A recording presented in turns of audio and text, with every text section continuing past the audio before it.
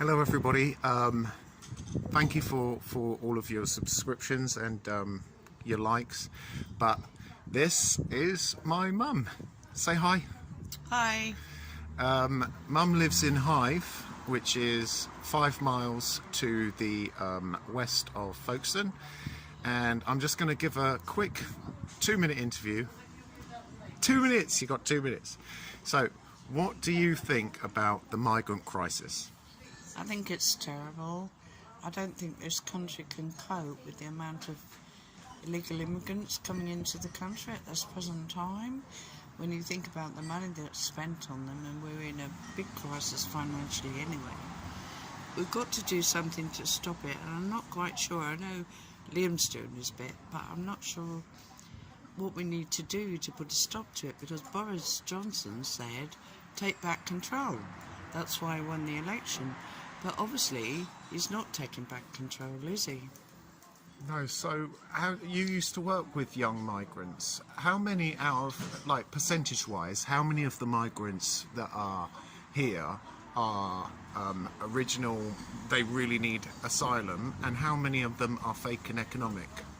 Possibly, I would say 50%, and that's giving it a good...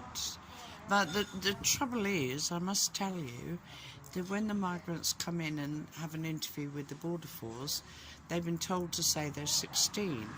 And once they say they're 16, the Border Force say, over to you, social services, you prove they're not 16.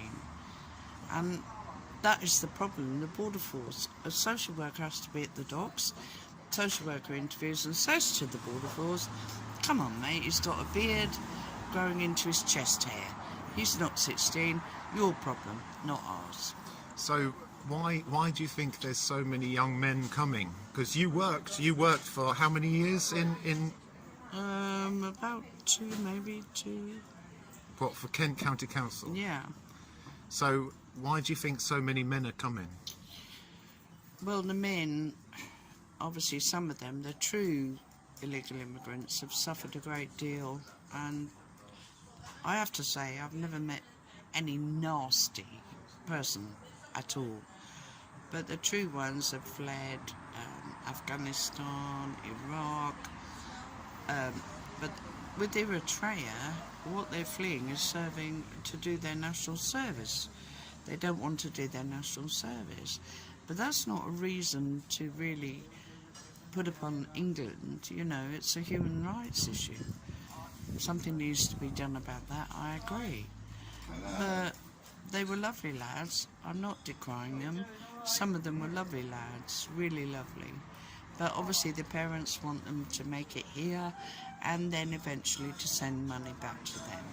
But the Albanians, I had two land on Sangay Beach, was it? Maybe Sangay. They stayed one night in the reception centre and then the next morning they'd disappeared. Obviously gone to a car wash or something like that. I don't know.